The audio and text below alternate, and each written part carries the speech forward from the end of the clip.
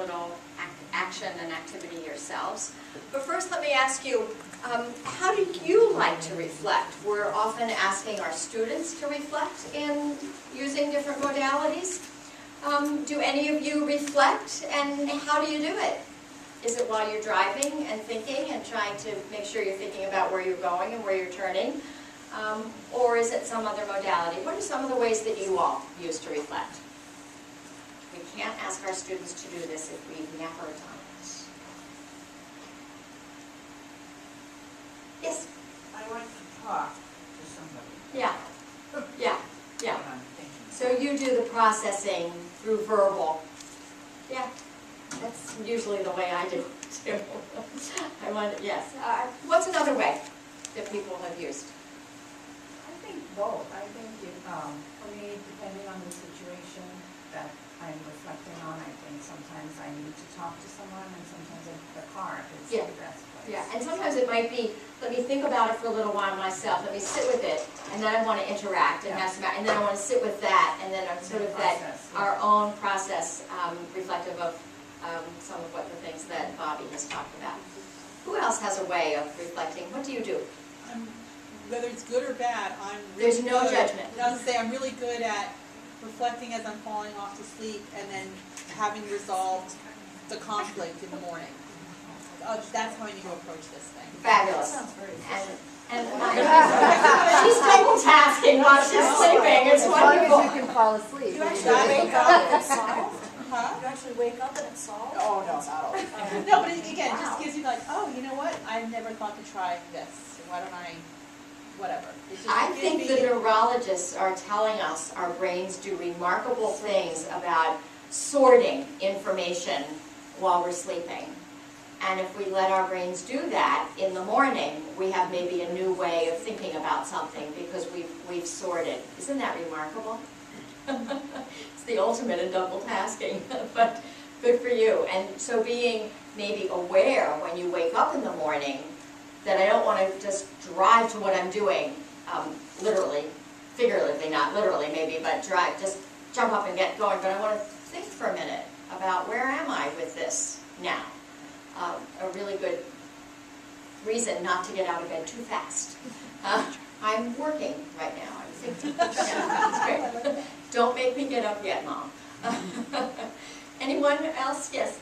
I think I do best when I have some sort of repetitive task, like walking, some sort of an outdoor walking, Yeah. knitting, Yeah. cooking, something that's sort of a mindless task that I can engage my sort of the physical goes along with the mental process somehow. I have a friend who talked about how she loved washing the dishes. That's when she reflected.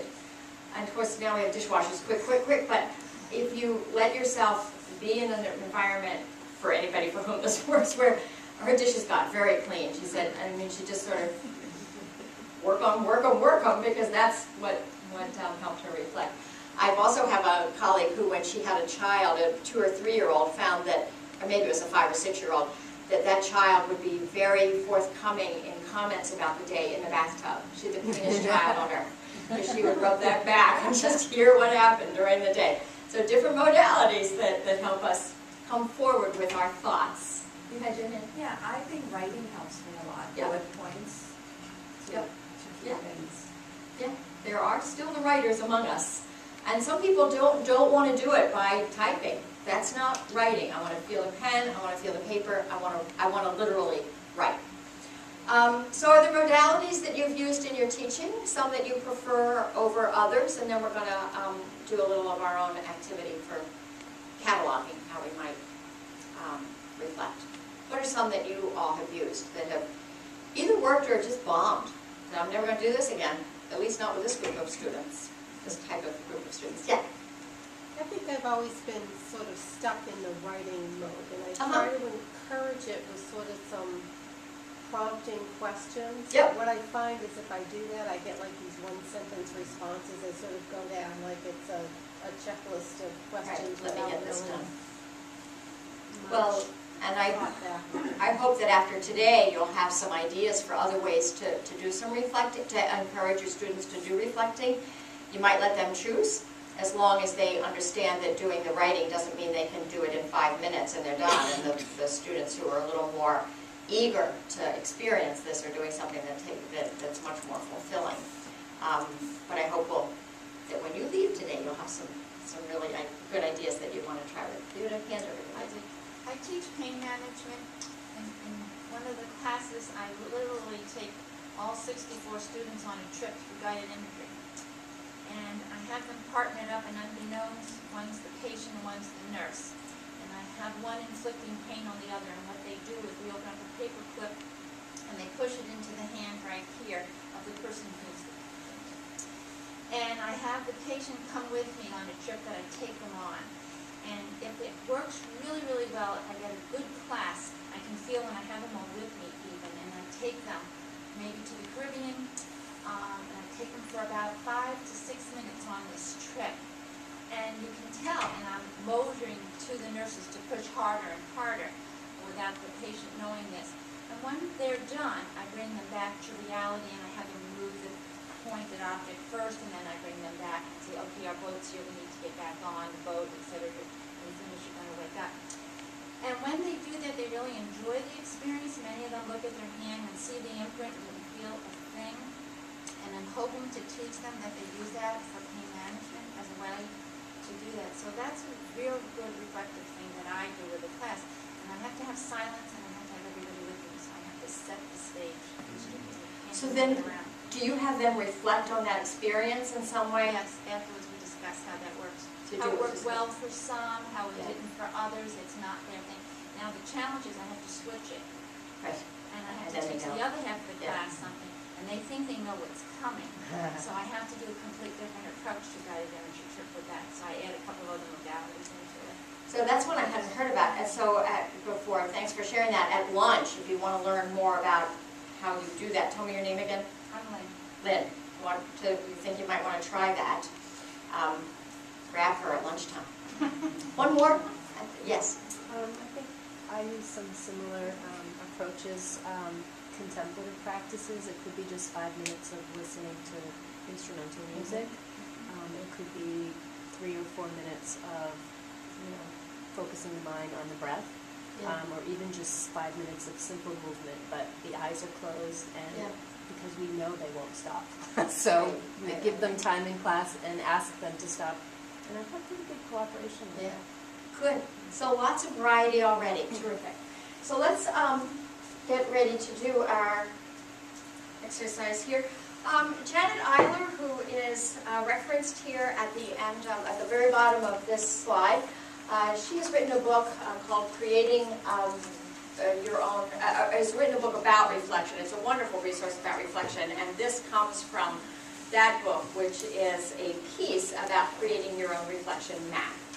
So I know on your handouts it's a little small. I hope you can read it there, or use a blank piece of paper and draw your own table there. That's easy enough to do, I think. To think about, excuse me? Oh, okay, please. No, yes, it's E-Y-L-E-R is her last name. Janet is her first name, E-Y-L-E-R. She's written fairly extensively about reflection as a component of service learning. We often talk about reflection being the hyphen between the service and the learning. In service learning, it keeps the service and the learning together. But reflection and Janet Eiler, E-Y-L-E-R. So I think Bobby mentioned in passing that oftentimes when we think about service, when we think about reflection, it can be done before, during, and after. So I want to talk a little bit more about that right now. And as well, as you see from this grid, it can also be done alone, which we've talked about, with classmates. That comes with maybe some of the discussion that we've talked about. Community partners, again, could be done with the discussion that we've talked about. And academic community. We think it's important that we consider reflecting with the academic community in part. There can always be a subtext here to ensure that the academic community understands the importance of reflection and they see it because they have a chance to do it with students. So the next slide shows an example of some of the elements that could be included in this, in such a mapping of your own reflection activities with students, and it doesn't mean that you need to fill in when you're thinking about reflection in a course, each one of those 12 cells or those 12 boxes, but you might use it as a grid to include ideas for each of these cells or boxes, and then select the ones you want to use based on your course and the students and so forth. So if a person, a student, is reflecting alone before an experience, you might have that student think about, what are the concerns? What challenges do I anticipate? Why do I want this experience? I was working with a group of students at one point who were going out into communities very different from the ones that they'd grown up in, and one of the exercises we did that they then reflected on was to have them write on a piece of newsprint characteristics of the communities they grew up in and that they were comfortable in. And then characteristics, the supposed and anticipated characteristics of the communities they were going to be in, and list those, and then look at those differences and think about those and work with that alone to reflect on that and what they felt the challenges would be for themselves. Drawing, it could be a double entry journal. This is a writing piece. The before could be discussion, could be writing and discussion. The drawing oftentimes is, for examples, I think we think of these, we go to these writing ones. The double entry journal, the personal thoughts about the experience, and then the class discussion responses. So the double entry journal, draw a line, write down a piece of paper or a screen on a computer. What are my personal experiences in reference to these theories that I'm learning? So I've got the academic piece on one side, and this is what I'm seeing in real life. That brings some of the, refers to some of the issues I think that Bobby had mentioned as what we find in reflection, what it brings. And afterwards, if I'm doing it alone, it might be an advocacy letter, a letter to an editor, personal reflections on how I've changed or grown. It doesn't necessarily say how I'm going to operationalize those reflections on how I've changed or grown, but those are some ideas that I want to maybe use in my course as an instructor with my students when I think of them doing it alone. There are fewer opportunities doing it alone, just by definition, to talk with someone else. But one can do it alone and then bring the discussion. So we thought we might get you guys thinking a bit and turn to a partner or partners at your table and take about 7 minutes, I think. Are you my timekeeper? Are we okay on 7 minutes? To fill in some of that grid. And as I said, we neglect it, I'm sorry, to give you a full page grid, but you could just turn over your handout and draw your own full page grid, so that, or write really small in those boxes. Come up with some ideas of activities or ways that you might be, some of the questions you might want to be asking, either alone with classmates, with community partners, or with academic community, and then we'll talk about that. Okay?